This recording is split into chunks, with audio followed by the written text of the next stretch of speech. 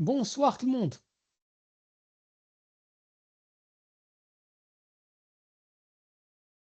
Bonsoir, j'espère que tout le monde va bien. Bienvenue à ce séminaire. Donc un séminaire où nous allons explorer ensemble l'intelligence artificielle et nous allons voir ensemble le graphisme et le rôle du graphisme dans l'intelligence artificielle, ou plutôt, euh, en résumé, c'est quoi la nouvelle fonction donc d'un designer graphique? C'est quoi quelque part le futur de notre euh, de notre métier? Quels sont les outils qui nous sont disponibles? Qu'est-ce que nous pouvons pouvoir faire avec? Et en fait, toute cette question de l'IA et euh, comment ceci peut influencer notre travail. Je vais partager avec vous mon écran et nous allons voir enfin ensemble cette révolution-là de l'intelligence artificielle et ce qu'elle peut nous donner, ce qu'elle peut nous ajouter à notre travail. Alors, je m'introduis tout d'abord, donc je m'appelle Riyad Chebli. Euh, je suis en fait enseignant au Collège La Salle, mais en même temps, j'ai ma propre compagnie qui s'appelle Bipolcom, et nous faisons beaucoup de motion graphics. Nous travaillons beaucoup avec l'IA, nous faisons des recherches sur euh, les langages, sur les modèles de langage surtout, et sur ceux de l'image. Je fais aussi partie d'une association d'une organisation à but non lucratif qui s'appelle Vicinema et dont le but est de révolutionner un tout petit peu l'éducation aux enfants. Euh, alors, aujourd'hui, nous allons voir ensemble certaines capacités, certaines fonctions qui se trouvent donc dans la nouvelle version de Photoshop. Ce qui est assez intéressant dans le monde de l'intelligence artificielle, c'est que nous sommes au tout début. Et en d'autres termes, les évolutions se font à une vitesse qui est incroyable. Si vous y pensez, il y a 3 ans, nous avions à peine certains outils qui peuvent fonctionner automatiquement. Là, nous sommes arrivés à un endroit où euh, l'automatisation, si vous voulez, et la révolution est en cours. Ce qui fait que, bon, je vous invite à participer à tout ce que vous pouvez trouver comme formation, parce que ce que vous allez voir aujourd'hui va être complètement différent de ce que vous allez voir dans un mois, dans 2 mois. Enfin, je l'espère si ça continue à ce rythme-là. Et le rôle de graphiste, en fait, est en train de changer un tout petit peu. Dans quel sens? Il est en train de changer un peu dans le sens où, et je trouve ça assez positif, il y a beaucoup de gens qui sont en train de dire, oui, mais là, notre métier va disparaître. Bon, là, le métier ne va pas vraiment disparaître, c'est juste que nous avons un nouvel outil. Et ce nouvel outil, en fait, va enlever quelque part le côté routine pour qu'on puisse mieux se concentrer sur la créativité. Et c'est ça, en fait, l'avantage. Et nous allons voir aujourd'hui, en fait, les avantages et les désavantages de l'intelligence artificielle dans notre travail. Et en même temps, je vais vous donner, en fait, euh, une façon de travailler avec l'intelligence artificielle sur vos ordinateurs, s'ils sont capables. Il y a un certain minimum de besoins euh, pour que ça puisse fonctionner. Alors, je vais y aller sans trop tarder. Euh,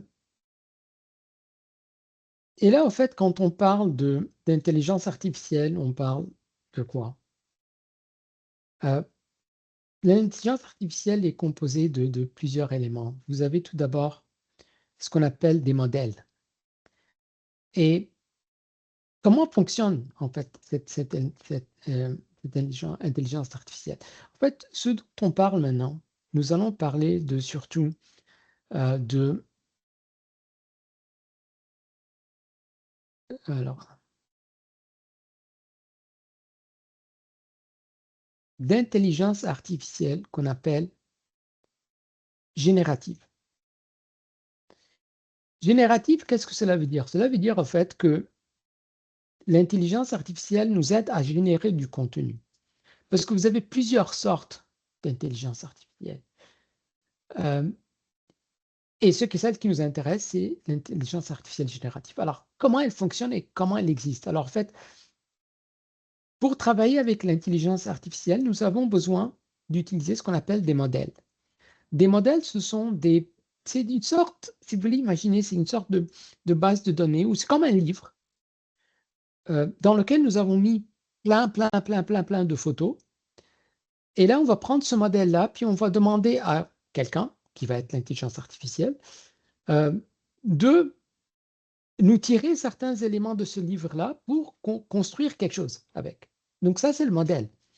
Et il y a toujours une question d'éthique quand nous allons parler de modèle. Pourquoi? Parce que un modèle, c'est un livre dans lequel nous allons mettre des photos. Mais la question, c'est d'où proviennent ces photos-là? Alors, vous avez plusieurs modèles que vous pouvez trouver en ligne, dans lesquels vous pouvez travailler. Si jamais vous avez exploré un tout petit peu l'intelligence artificielle, vous avez Midjourney. Je vais je vais vous mettre les liens dans le chat, comme ça vous pouvez les explorer. Voilà, les retrouver. Vous avez des modèles qui sont de Google. Donc, vous avez le Google VO pour la vidéo. Vous avez aussi, et que je vous le donne,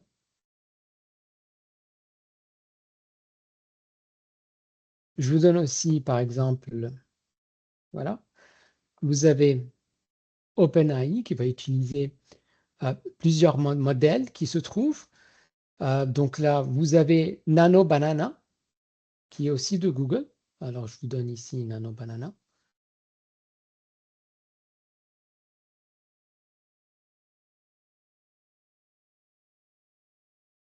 Et voilà, ça c'est le lien directement de Google. Vous avez aussi ChatGPT, je pense que tout le monde connaît, qui utilise DALL-E. Bon, je vous donne aussi le lien, donc ChatGPT, qui ont intégré donc le modèle de DALL-E dans leur plateforme. Et vous en avez plein d'autres. Et vous en avez plein d'autres. Notamment, il y en a un qui est aussi très important, qui est le Firefly.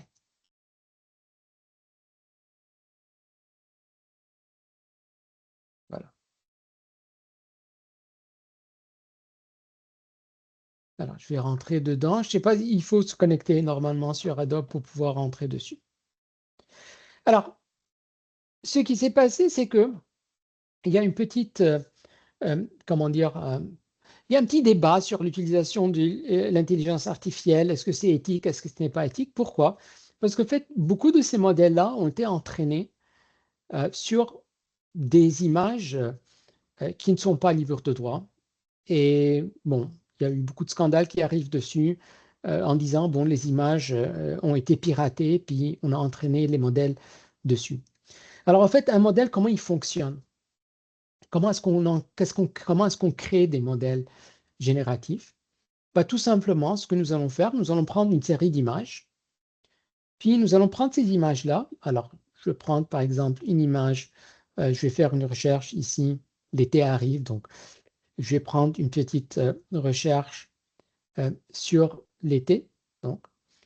Donc, ce que nous allons faire, nous allons prendre une série d'images, puis nous allons prendre, bon, on prend cette image-là, puis on dit, bon, là, il y a un soleil, il y a un nuage, il y a des palmiers, les palmiers sont verts, il y a la couleur orange, il y a la mer, il y a des vagues, il y a du sable sombre, il y a du sable clair. Alors, ce qui va se passer, c'est que nous allons prendre des images, puis nous allons décrire tout ce qui se trouve dans l'image, et nous allons faire ceci sur des millions d'images, puis nous allons donner ces images-là à un algorithme qui, lui, va commencer à regarder. Il voit ces pixels qui se trouvent ici, et ces pixels-là sont définis par image, arbre, ciel bleu, ciel coucher de soleil, et ainsi de suite. Puis il va voir l'autre image, la troisième, la quatrième, et ainsi de suite. Donc, ce qui va se passer, c'est que l'intelligence artificielle va essayer d'apprendre dans un sens où on va faire des essais-erreurs pour savoir si ce pixel-là appartient avec quel mot. Et ce qui fait que lorsque nous allons poser la question, lorsque nous allons demander à l'intelligence artificielle disant, regarde, j'ai besoin d'un soleil, donc l'algorithme va rechercher tout ce qu'il y a comme référence de soleil et générer des images pixel par pixel. Alors, il faut faire gaffe, c'est qu'il n'y a pas vraiment d'intelligence derrière ceci, c'est seulement une probabilité. C'est-à-dire, c'est quoi la probabilité qu'un pixel de cette couleur avec ces valeurs-là vienne après ce pixel-là lorsque quelqu'un mentionne soleil, coucher de soleil, et ainsi de suite. Alors, parmi tous ces modèles-là, vous avez un modèle qui est qu'on appelle commercialement safe, donc commercialement accessible. C'est le modèle qui a été créé par Adobe. Pourquoi? Parce que Adobe, en fait, ont créé un modèle qui s'appelle Firefly. Et Adobe Firefly est basé sur leur image de stock.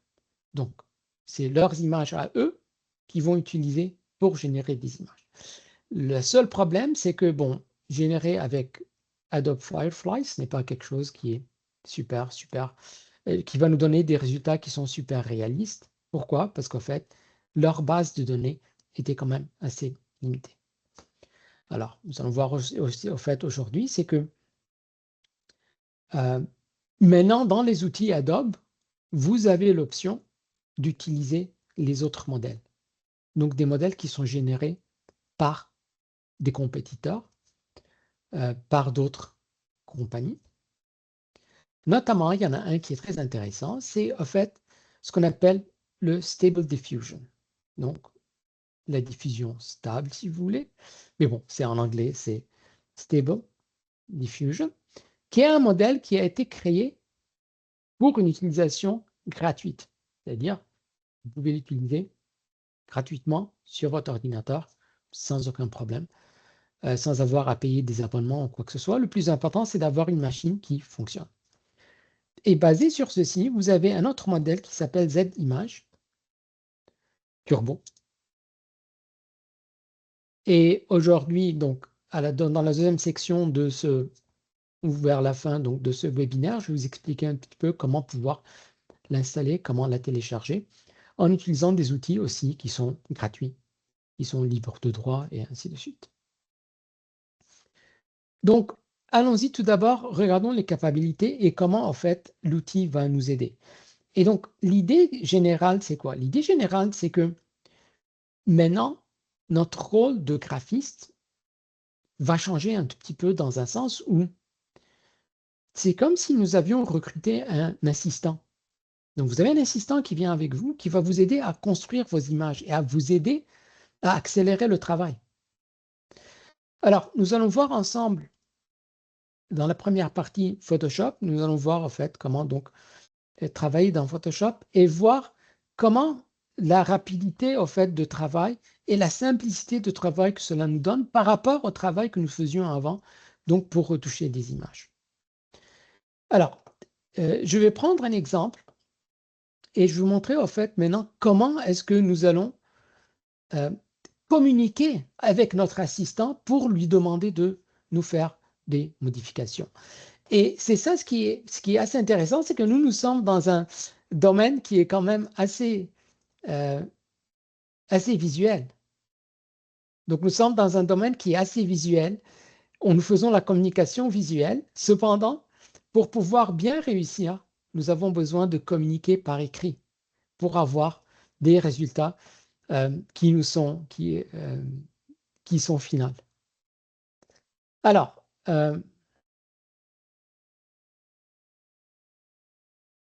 allons-y. Donc, je vous explique un tout petit peu notre cas. Alors, je vais ouvrir ici une image. Alors, nous voulons faire, en fait, une petite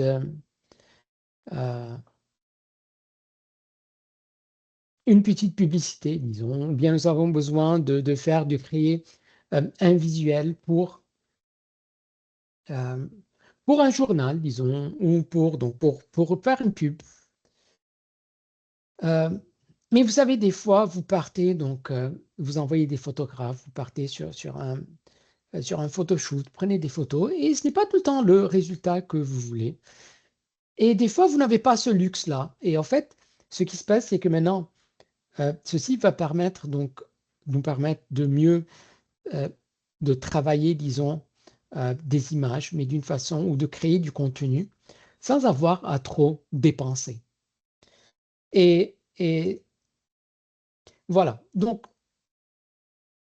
je prends cette image-là. Alors, disons que je suis en train de travailler avec un client. Le client, qu'est-ce qu'il va me dire? Le client va me dire exactement ce dont il a besoin. Et donc là, nous allons effectuer ou réaliser ce dont le client a besoin. Donc, peut-être le client, il va me dire, regarde, j'ai besoin d'enlever le skateboard qui se trouve ici et j'ai besoin de le remplacer par une boombox. Bon. Alors, dans le temps, qu'est-ce que nous faisions? Dans le temps, nous faisions une sélection, nous enlevons ceci, nous trouvons un boombox, nous avons besoin d'ajuster l'éclairage et tout ceci. Puis, on va effacer, on va utiliser l'outil tampon. Et même après l'outil tampon, donc nous sommes passés à des outils qui vous permettent, par exemple, le déplacement basé sur le contenu. Nous avons la technologie basée sur le contenu. Mais là, ce que va trouver, c'est que nous allons avoir un outil qui est un peu plus euh, intuitif à utiliser. Le gros problème que vous allez rencontrer avec l'utilisation de l'IA, c'est que nous n'avons pas vraiment d'outils de, euh, nous n'avons pas d'outils de, comment dire, euh, euh, qui sont très précis. C'est-à-dire, vous avez toujours besoin comment dire, de cette présence humaine, de cette touche humaine pour réajuster. Parce que nous n'avons pas de contrôle exactement sur ce qui va sortir de l'intelligence artificielle. Alors, euh, allons-y. Nous avons besoin donc de changer le produit qui se trouve derrière. Alors, il y a une question qui est quelle est la plateforme pour avoir des créations réalistes?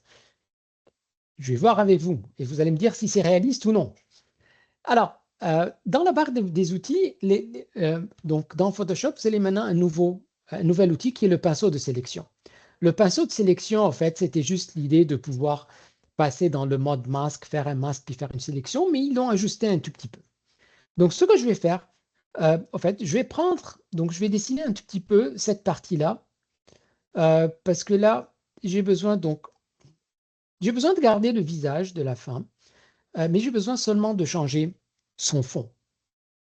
Alors, ce que je vais faire, je vais juste prendre mon outil pinceau, puis là, je vais faire une dureté qui est un tout petit peu, voilà, un tout petit peu floue sur les côtés, parce que pour pouvoir donc garder un tout petit peu de flou.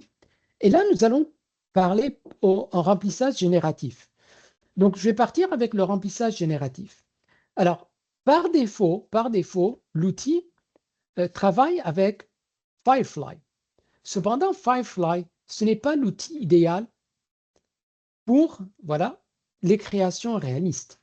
C'est un outil qui va nous permettre, enfin, bien sûr, de générer du contenu, mais qui n'est pas super, super réaliste. Et donc là, l'avantage, et ce qui s'est passé dans les produits Adobe, c'est que les produits Adobe, en fait, nous avons maintenant l'option de choisir des modèles de partenaires. Mais il faut savoir une chose qui est très importante, c'est que si jamais vous avez un abonnement avec Adobe, vous avez une limite de crédit. Et donc, à chaque fois que vous utilisez un modèle des partenaires, vous allez dépenser des crédits. Alors, bien sûr, ça dépend de ce que vous êtes en train de faire, et ainsi de suite. Alors, pour des choses comme du remplissage, euh, disons du développement, de générer quelque chose, on peut facilement partir avec Firefly, c'est réaliste, ça fonctionne.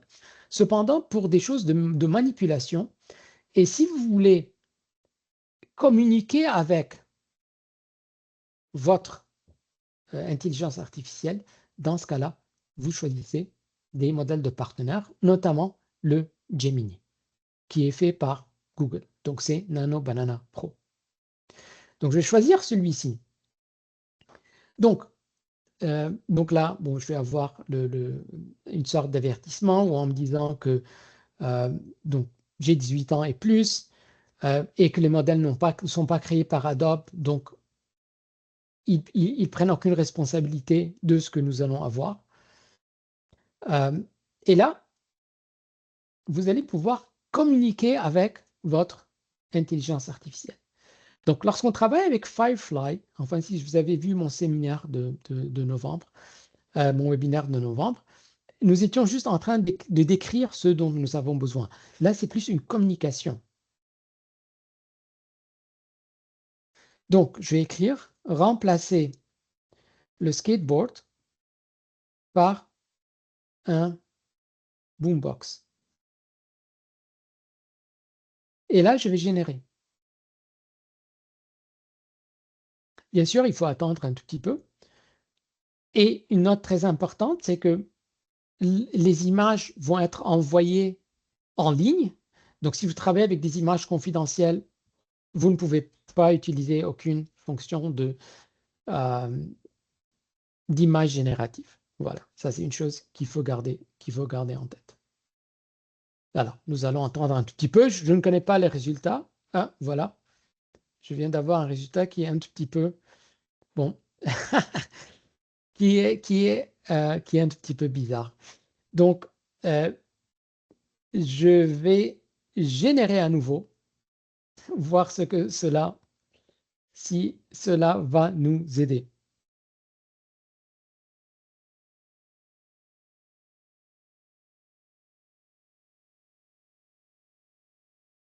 Alors, lorsque vous générez un contenu avec l'intelligence artificielle, si vous travaillez avec les outils de Adobe, voilà, donc non, ça n'a pas fonctionné du tout. Je vais refaire. Je relance. Donc là, je vais en fait choisir plutôt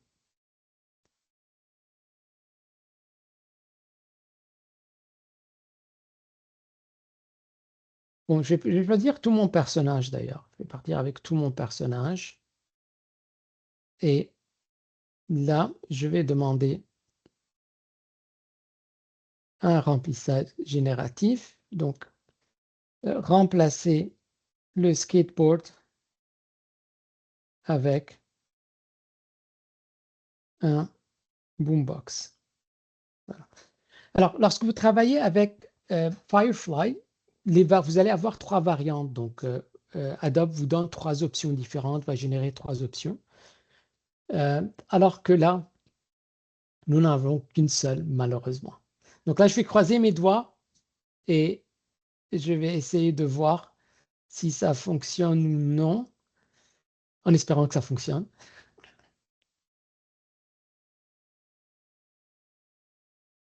Et voilà. Et voilà. Donc, là, l'image est un peu mieux, elle est générée. Nous avons un tout petit souci qui se trouve ici. En fait, je pense que c'est à cause du masque qui a été créé, parce que l'image fonctionne bien. C'est juste qu'il faut que je retouche un tout petit peu avec mon masque. Donc, je vais mettre, voilà, je réajuste ceci. Et voilà.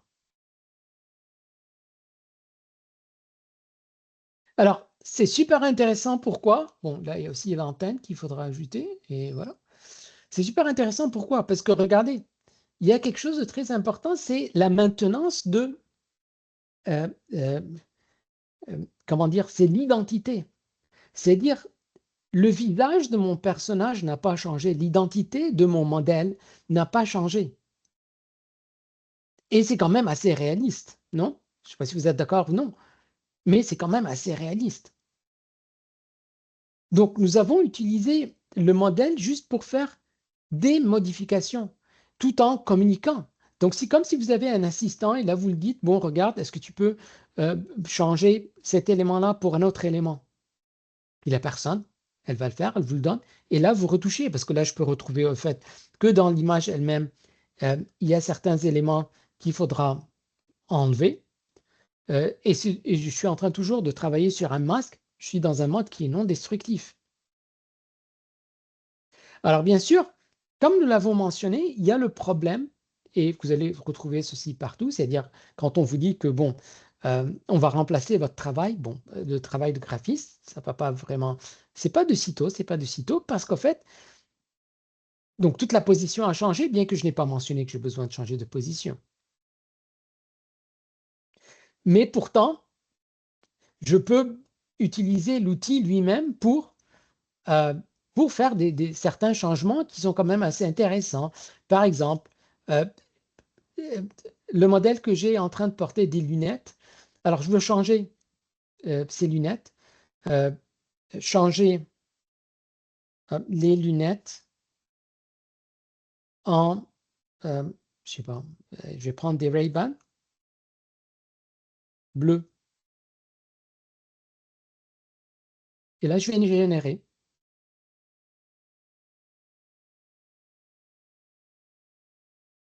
Je croise mes doigts encore une fois, parce que là, il faut toujours croiser ses doigts. Ses doigts, ça vient avec euh, l'intelligence artificielle.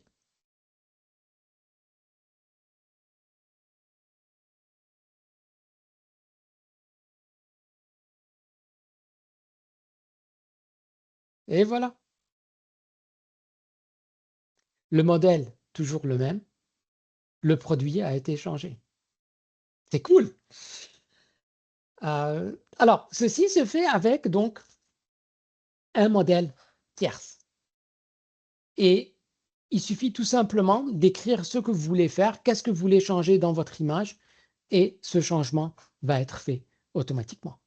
D'ailleurs, ça c'est une chose qui se passe aussi dans des logiciels comme ChatGPT ou autres. Alors, est-ce qu'il y a plus de résultats lorsque nous écrivons en anglais qu'en français? Normalement, non. Théoriquement, non.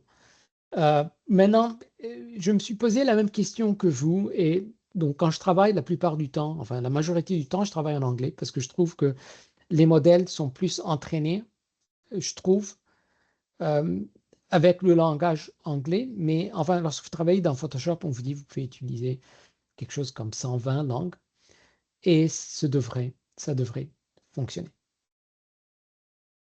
Euh, mais euh, enfin, avoir ceci, donc avoir accès à des modèles comme Google Gemini, le Nano Banana Pro dans Photoshop, c'est quelque chose qui est excellent parce que ça nous permet de faire des modifications et de retravailler dessus sans aucun problème, sans perdre de résolution et en conservant les éléments de base. C'est-à-dire nous avons notre personnage de base qui ne change pas.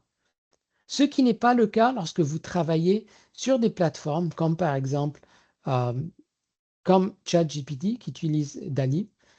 Euh, alors si je pars par exemple ici et je dis donc je vais créer un nouveau chat.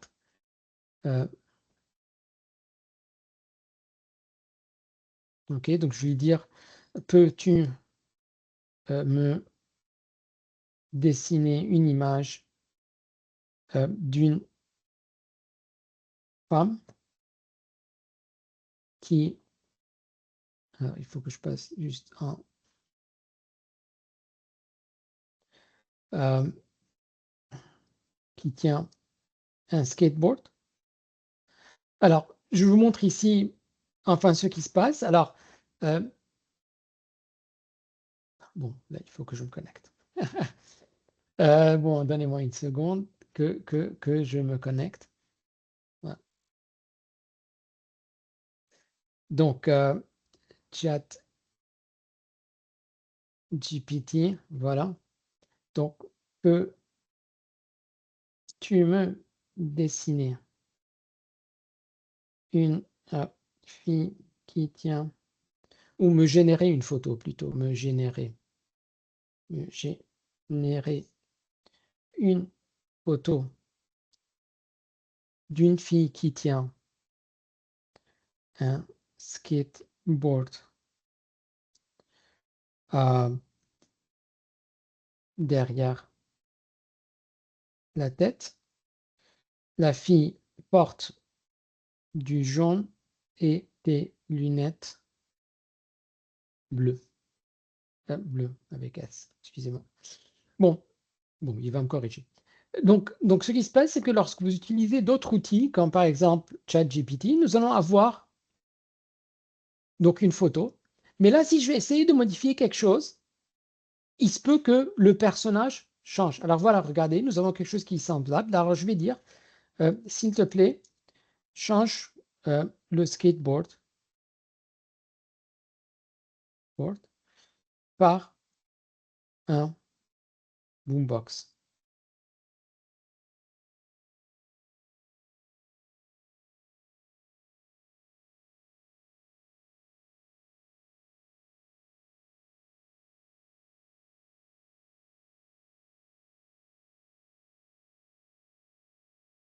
Voilà. Alors, je suis sur un modèle gratuit, mais nous allons pouvoir comparer les deux images ensemble. Alors, voici l'image initiale. Voici la deuxième image. Voilà. Donc, nous avons un changement, sauf que les mains, regardez, vous pouvez voir ici, donc le placement des mains n'est pas idéal. Nous avons quand même une image qui est bon, assez semblable dans un sens où si vous regardez par exemple sa ceinture ici et la ceinture qui se trouve là, il y a un petit changement entre les deux. Enfin, donc il faudra toujours repasser par Photoshop pour réajuster les images et les retravailler. Donc c'est ça l'avantage de les avoir dans quelque chose comme dans Photoshop. Donc cette fonctionnalité de créer des éléments et donc de discuter les différents changements, elle se trouve maintenant dans les outils de Adobe, ce qui est vraiment idéal. Et en fait, nous sommes en train de travailler avec des images qui sont de très haute résolution. Et donc, ça fait partie donc, des outils que vous avez avec vous. Alors voilà, donc je voulais vous parler de ceci, mais aussi je voulais vous parler de quelques nouvelles, fonctionnalités qui ont été ajoutées donc dans Photoshop et comment ceci peut nous accélérer notre travail. Alors, regardez,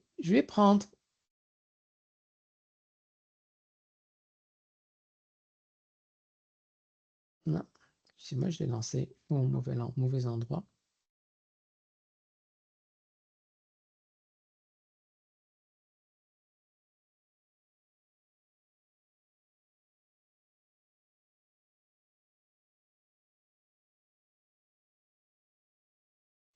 Alors, je vais prendre une image maintenant, qui est un mock-up, donc que j'ai téléchargé, en fait, je prends l'image originale, donc d'Internet. Et mon idée, c'est de présenter un truc qui est pareil à mon client, de lui donner quelque chose de plus intéressant, disons. Alors, Photoshop maintenant nous permet de faire des modifications qui sont super rapides. Et il y a une fonction qui est très intéressante qui est l'outil d'harmonisation qui a été ajouté. Alors tout d'abord, nous allons ajuster un tout petit peu l'image que nous avons ici. Donc ce que je vais faire, je vais supprimer l'arrière-plan. Donc dans le temps, on devait sélectionner l'arrière-plan, puis modifier, ajouter, ainsi de suite. Là, vous avez un bouton quand vous lancez votre interface qui s'appelle supprimer l'arrière-plan. D'ailleurs, tout ce que vous êtes en train de voir, si je ne me trompe pas, vous pouvez le trouver, vous allez pouvoir le trouver dans les ouais, dans les différents menus que vous avez. Mais dans tous les cas, nous avons donc cette barre qui est flottante qui va nous donner tout. Alors, il suffit juste de supprimer l'arrière-plan et là, automatiquement, l'arrière-plan va être complètement enlevé. Et, euh, et vous allez voir, la sélection est quand même assez imposante. Et tout le travail se fait d'un point de vue qui est non destructif par la création de masques. Ce qui fait qu'on peut toujours retourner en arrière, qu'on peut toujours modifier si jamais nous ne sommes pas satisfaits avec le résultat que nous avons eu. Alors voilà, donc là, mon fond, il est complètement séparé. Alors, logiquement, vous enlevez un fond, vous avez besoin d'ajouter un nouveau. Donc, la barre contextuelle va vous demander est-ce que vous voulez importer directement l'arrière-plan ou vous voulez en générer un autre. Donc, je vais générer un autre. Et là, ce que je vais faire, j'aimerais mettre tout ceci dans le désert. Donc, ce que j'aimerais faire, tout d'abord, c'est, pour le fond, je vais mettre un désert. Donc, désert avec des cactus. Alors, normalement, on peut rentrer plus dans les détails. Moi, je vais être un tout petit peu général. Et je vais générer ceci. Et d'ailleurs, je vais vous donner une petite astuce. Parce que, dépendamment du modèle que vous êtes en train d'utiliser, on a ce qu'on appelle le prompt. Alors voilà, regardez. Alors ça, c'est Firefly. Alors Firefly, en fait, voilà, nous a donné un désert. Alors pourquoi pourquoi le sol il n'est pas fait de sable, par exemple? C'est juste parce que le modèle que nous avons ici a une petite colorisation qui est verte, donc dominante verte, qui vient d'une réflexion de quelque chose qui est vert. C'est pour ça, au fait, que nous avons ce fond qui est là. Alors là, je suis en train de générer. Voilà. Je ferme ceci.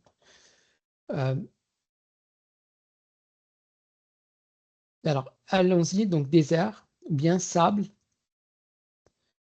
de désert avec des cactus. Donc là, nous pouvons générer, nous sommes dans Firefly, on peut générer autant d'éléments que nous avons besoin. Alors,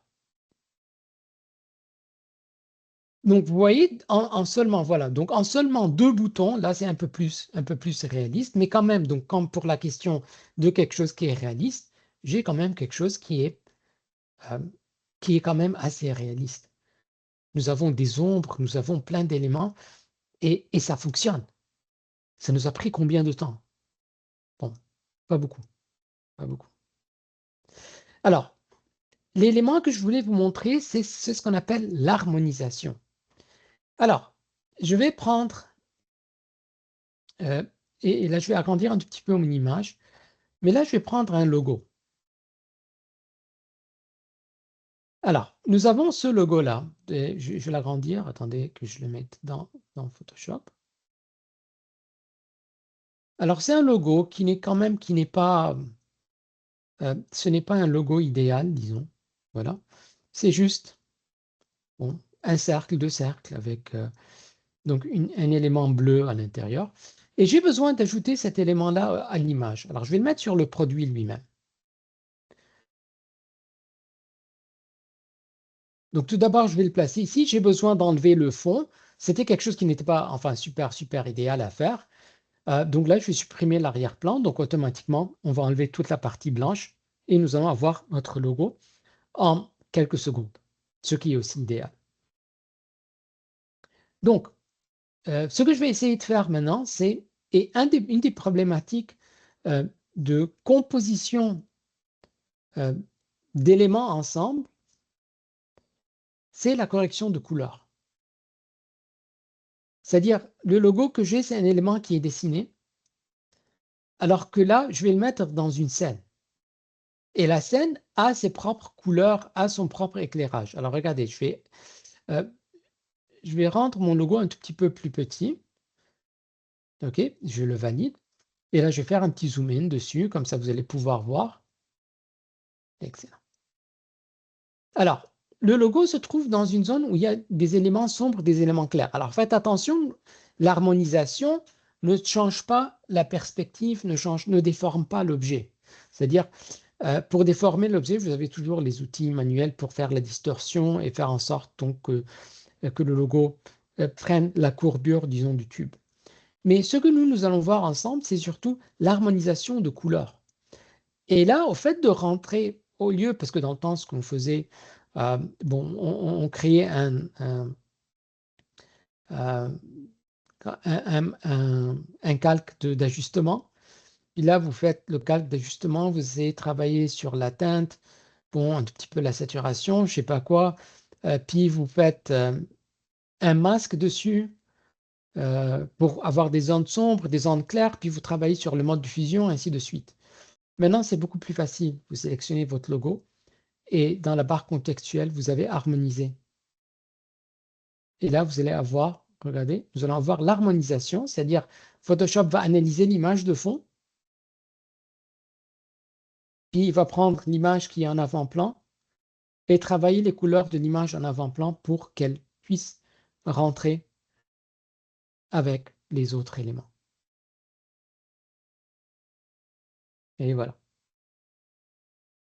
Donc là, vous pouvez voir les différents éclairages qui se passent sur notre logo. Vous avez un tout petit peu de flou sur les bordures, ce qui rend son intégration meilleure donc à notre image. Donc, une nouvelle fonctionnalité, c'est l'harmonisation. L'harmonisation va prendre le calque que vous avez choisi et elle va l'harmoniser avec le reste du contenu, ce qui est génial. Ce qui est génial. Et ceci est fait, bon, sans crédit, on ne paye pas pour ceci. Voilà. Alors,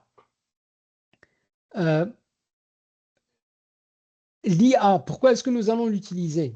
Alors voilà, nous avons certains exemples qui sont quand même assez pertinents de ce que nous avons fait ensemble, remplacer des éléments, ajouter des éléments. On peut même juste créer des idées, dans un sens où si j'ai, je sais pas, je vais prendre donc voilà, une image de base. Et là, j'aimerais voir avec le client, je sais pas, des plats. Donc, ce que je peux faire une sélection, bien sûr, avec le nouvel outil de sélection. Et là, je sélectionne une zone. Donc, ça, c'est ma zone. Et là, je vais faire un remplissage génératif. Et là, je vais juste réécrire. Je veux un plat rectangulaire blanc. Un plat rectangulaire vide, disons.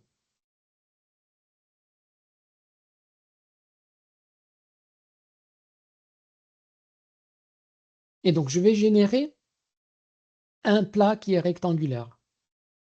Et après, je vais ajouter de la bouffe dessus. Donc, ça vous permet de... Donc, vous pouvez faire vos esquisses, mais en même temps, ça vous permet de générer des idées. C'est une sorte de brainstorming. Et là, on va mentionner ce dont on a besoin, puis on va voir des créations. Voilà, voici un plat. Alors, aussi, faites attention, enfin, les générations ne sont pas toutes super géniales. Voilà, donc il faudra les retoucher des fois pour les réajuster.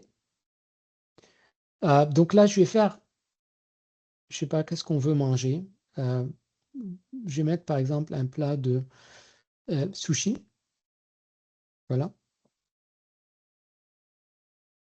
plat de sushi ou bien assortiment, assortiment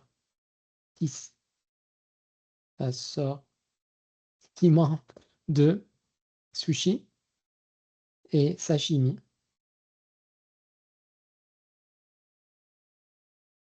Donc, vous voyez, donc, au lieu de partir et chercher des images de stock, puis d'essayer de créer donc l'idéation ou la génération de l'idée, vous pouvez le faire directement avec l'IA, tout en sachant que nous avons besoin de travail.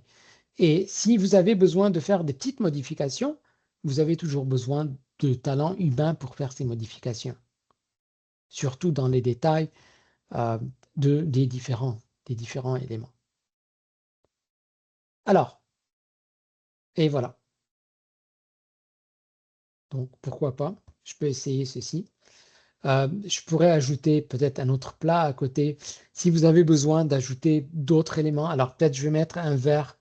Alors, je vais mettre ici. Alors, je peins dessus. Puis, je vais faire un remplissage génératif et Et je vais mentionner ajouter un verre rempli de saké chaud.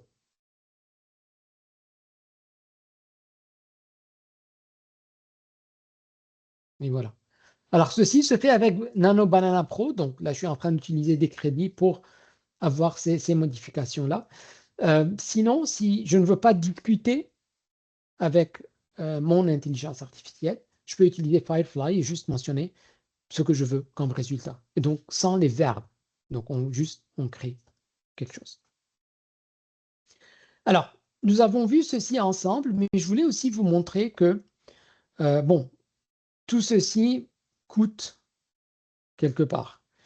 Alors, je vais juste mentionner, je vais faire un petit essai avec donc verre de saké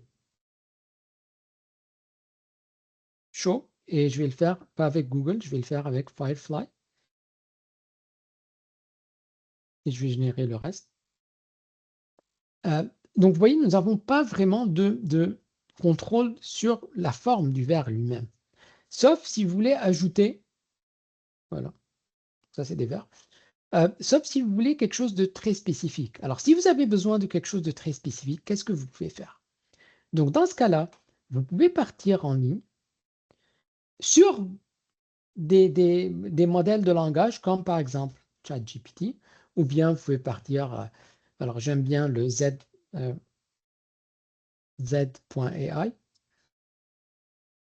Alors, il y en a plein, il y en a plein. Et ce qui est super intéressant, c'est que, bon, il faut que je me connecte, attendez, voilà. Bon, je vais le faire avec ChatGPT d'ailleurs. Donc, ce que je peux faire, c'est, vous pouvez mettre votre image. Alors, si vous êtes en train de, si vous prenez une photo d'un verre de saké que vous aimez, d'un design, je sais pas, par exemple, j'aime ce verre-là, ok? Donc, je vais télécharger cette image-là, donc je vais sauvegarder cette image-là, la mettre sur le bureau, voilà. Et je vais rentrer dans ChatGPT et je vais lui demander, donc je vais ajouter l'image, et je vais rentrer et je vais lui demander, peux-tu me donner un prompt pour générer ce type de verre? Donc, il va analyser l'image, puis lui-même, il va vous donner un prompt.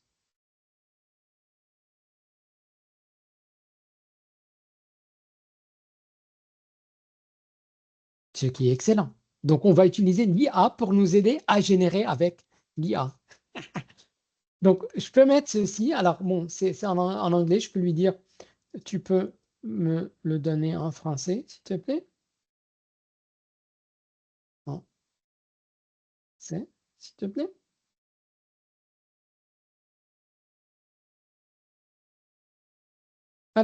Voilà. Donc, je vais mettre ici une petite tasse en céramique minimaliste de forme cylindrique, finition blanche mat, texture lisse avec de légères rainures horizontales.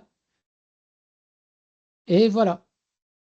Alors, je ne vais pas prendre la partie centrée dans l'image parce que je n'ai pas besoin de ceci. Si je pars dans mon Photoshop, voilà. Donc, je vais venir ici, je vais écrire tout ceci dans mon prompt et je vais générer. Voyons voir le résultat. Alors, entre-temps, j'aimerais vous montrer aussi un outil qui vous permet donc, bien sûr, tout ceci, voilà, regardez, c'est quand même, nous sommes proches, nous sommes proches du vert. Mais ce n'est pas le même. Donc, au cas où vous avez besoin de quelque chose qui soit exactement le même, donc dans ce cas-là, vous devez le prendre, le mettre et bon, retravailler manuellement son intégration. Alors, je voulais vous montrer quelque chose qui est quand même assez intéressant et c'est le fait de pouvoir avoir sur votre ordinateur votre propre générateur d'images. Il y en a pas mal, au fait, enfin, pas beaucoup, mais il y en a. Le plus accessible, il y en a un des deux accessibles qui vous permet aussi de faire des choses qui sont avancées. Il s'appelle Comfy UI. Alors, je vais vous donner le lien. Voilà. Alors, il est libre de droit, il est gratuit. vous pouvez le télécharger. Il fonctionne sur Windows, il fonctionne sur Mac. Alors, j'aimerais vous montrer une chose. Moi, je suis sur un Mac mini de base, qui est vraiment le truc de base, le moins cher, disons. Et là, vous allez voir que je peux générer des images dessus. Ça va prendre un tout petit peu de temps, enfin un tout petit peu de temps, peut-être 30 secondes, 40 secondes, mais je vais quand même générer des images que je peux utiliser. Alors, en utilisant le Comfy UI, vous pouvez faire plein de choses. Vous pouvez faire ce qu'on appelle donc le remplacer des éléments. Mais si vous voulez générer à la base, voilà, voici Comfy UI qui fonctionne euh, sur le Mac. Je vous montre rapidement comment il fonctionne. C'est très simple. Vous l'installez. Euh, Vous avez sur le côté gauche des outils, vous avez ici ce qu'on appelle les templates. Alors, c'est en anglais. Mais dans les templates, vous allez avoir tout ce que vous pouvez faire dedans. Alors, je vais enlever tous mes filtres. Voilà. Et donc, qu'est-ce que vous voulez faire? Vous voulez utiliser, par exemple, euh, euh, rééclairer une image. Vous avez besoin de créer plusieurs axes, plusieurs angles. La seule chose, c'est qu'il faut vérifier c'est quoi le modèle qui est utilisé, parce que vous pouvez utiliser Grok, vous pouvez utiliser Kling, Google. Alors, ce qui est bien, c'est qu'on peut choisir que on peut demander à Comfy que ça fonctionne seulement sur votre ordinateur. Et là, vous pouvez trouver plein de modèles. Alors moi, j'utilise le Z Image Turbo. Donc quand je le lance, en fait, vous allez devoir télécharger le modèle. Alors là, il faut faire attention, c'est quand même c'est 8 gigabytes ou même plus, dépendamment des modèles. Mais son utilisation est très facile. Il suffit tout simplement de mettre ce que vous voulez voir. Alors, qu'est-ce que vous voulez voir? Si quelqu'un me l'écrit dans le chat, je pourrais générer quelque chose. Je prendrai peut-être la deuxième demande, ou je crée moi-même quelque chose. Alors, les paramètres sont quand même assez intuitifs dans un sens où vous déterminez les dimensions. Donc là, on fait 1024 par 1024. Donc, c'est comme si nous étions en train de faire quelque chose pour les plateformes euh, comme Meta, donc Facebook, Instagram et tout ceci.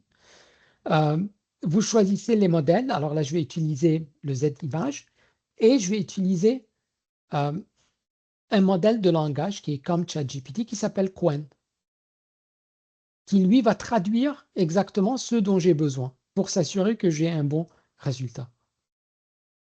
Alors, sinon, vous avez ce qu'on appelle les steps, c'est le nombre de fois que nous allons, que l'image va être réajustée et refaite et retravaillée pour avoir un résultat final. Donc, plus de steps, vous mettez. Enfin, vous avez un meilleur résultat dans un sens où à un certain moment, la différence ne se sent pas. Et quand vous êtes à 8, c'est quand même assez suffisant et c'est assez rapide. Sinon, vous avez ici ce qu'on appelle le seed, et ça c'est important si jamais vous allez travailler avec l'intelligence artificielle, vous allez travailler avec ce qu'on appelle les seeds. Seed, c'est un certain numéro, et le numéro, c'est en fait le numéro de génération, c'est-à-dire chaque fois que vous générez, vous avez un certain numéro de code. Si vous générez, vous voulez générer dans le même style, vous gardez le même numéro. Alors là, je vais garder euh, euh, un truc qui est bon, qui est générique, et bon, je vais écrire. euh, je vais mettre une définition. Et là, je vais mettre donc, alors, jeune homme dans la trentaine, se, ou bien marche, ou bien euh, court dans une cour. euh, Où est-ce qu'on va le faire? Ou bien court dans une rue au milieu de la nuit.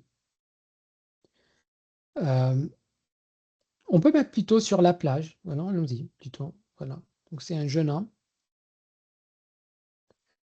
court plutôt sur la plage, sur une plage sablée. Euh, Ambiance coucher de soleil, et Je vais mettre, alors là, il faut être un peu plus défini, donc je vais mettre photoréaliste.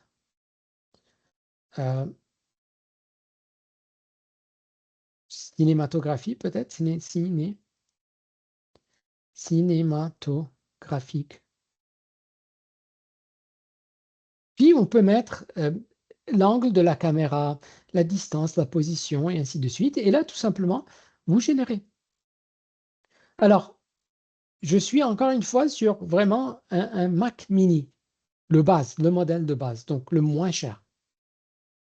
La seule chose qui va se passer, c'est que ça va me prendre du temps pour générer mon image, mais quand même, ça va fonctionner. Alors, normalement, lorsque je génère, je vérifie en fait la charge qui se passe, donc combien je suis en train de prendre de mémoire. Et donc, ce que je vais avoir, ma mémoire va se remplir. Et une fois qu'elle se remplit, d'ailleurs, il faut que je quitte Windows, sinon ça va être super lent. Voilà.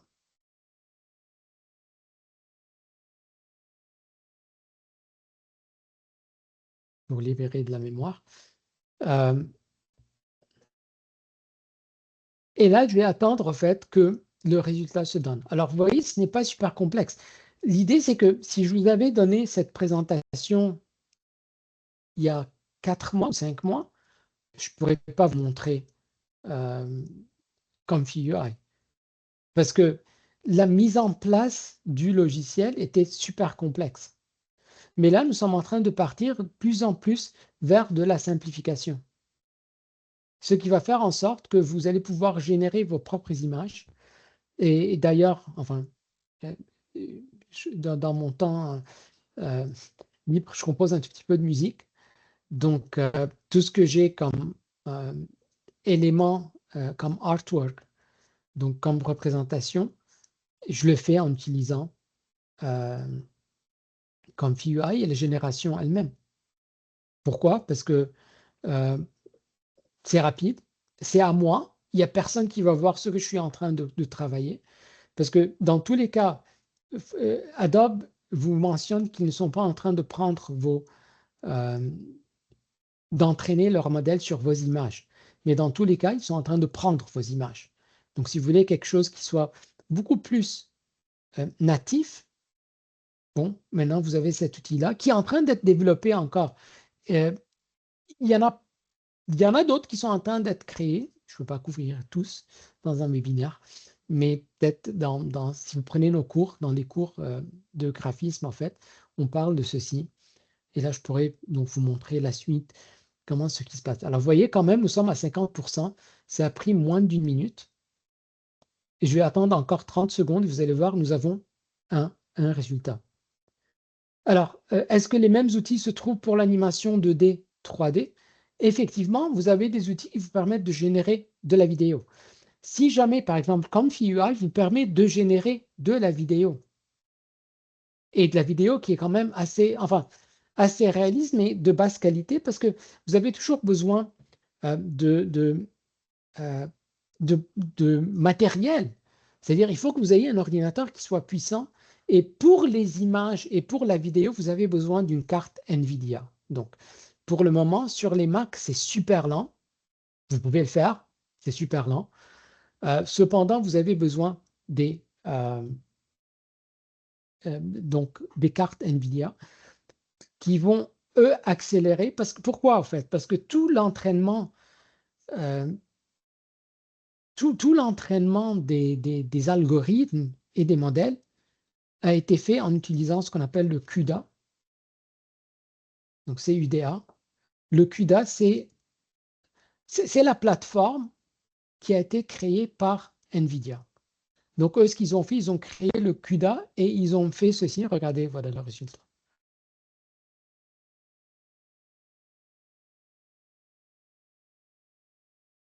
Coucher de soleil, pas de déformation. Il a le nombre de doigts qui est exact. Donc, 1, 2, 3, 4, 5 doigts. 5 doigts des deux côtés. Et voilà. Alors, vous avez des solutions dans ComfyUI qui sont un tout petit peu complexes, qui ont besoin d'une machine qui est un peu plus rapide, qui est un peu plus puissante, qui vous permet donc de faire du infill, exactement ce que nous avons fait dans Photoshop, c'est-à-dire donc peindre quelque part sur l'image, puis mentionner, ajouter par exemple des headphones et tout ceci. Mais dans un workflow qui est pareil, ce que vous faites, c'est que vous prenez cette image-là, puis vous la copiez, vous la sauvegardez, vous l'ouvrez dans Photoshop, vous continuez de travailler dessus. Vous voulez faire une animation, je peux vous montrer enfin l'animation que je viens de faire d'ailleurs aujourd'hui. Aujourd'hui, voilà. Donc en utilisant cette même méthodologie, euh, alors nous sommes où?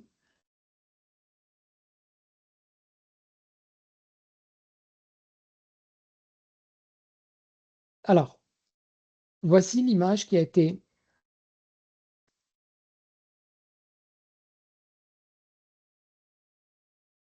générée. Alors, voici l'image qui a été générée dans ComfyUI. Ce que j'ai fait, je l'ai prise directement dans Photoshop pour ajuster ces dimensions parce que j'avais besoin pour la plateforme d'avoir une dimension qui est précise, qui est 720 par 1280 pixels. Puis je l'ai fait passer voilà, dans un outil de génération de vidéo pour faire l'animation. Tout ceci fait avec un ordinateur qui date de 2015 et un Mac mini qui est vraiment le Mac mini de base. Donc, voilà. Donc, voilà pour ce webinaire. Pour ce webinaire. J'espère que vous avez aimé. Vous avez des liens donc vers les outils, les nouveaux outils. Vous avez vu ce qu'on peut faire dans Photoshop. Voilà. Alors, votre avis sur le remplacement éventuel de l'IA? L'IA ne va pas nous remplacer en tant que graphiste. Nous avons vu, il y a plein d'imperfections. Il y a plein de choses qu'il faut refaire. Et c'est surtout, la question, c'est que l'IA vous donne quelque chose. Puis, si vous avez besoin de le retravailler, comment vous allez le retravailler? Demander, par exemple, regardez, nous avions fait l'exemple de remplacer le boombox. Oui, mais des fois, vous avez besoin d'un boombox qui est spécifique. Alors, comment rendre ce boombox très spécifique? Vous voyez? Donc, par contre, ça nous a accéléré beaucoup le travail qui est quand même assez gênant. Donc, enlever le fond, faire une bonne sélection, c'était très difficile, enfin pas difficile à faire, mais ça prenait beaucoup de temps, ça prenait énormément de temps. Et je ne pense pas que tout le monde aime enlever le fond. Donc, faire des sélections, vous voyez? Donc, les sélections sont faites automatiquement. Donc, tout ce travail-là nous a accéléré. Et je pense toujours comme exemple, euh, enfin, tout ce qu'il y a comme technologie qui est arrivé. Enfin, le digital n'a pas arrêté la peinture. On a toujours la peinture analogique. Nous avons toujours, par exemple, l'illustration à la main. C'est juste que les outils nous permettent d'enlever tout ce côté-là qui est très fatigant, qui est très fatigant et qui est très répétitif. Voilà.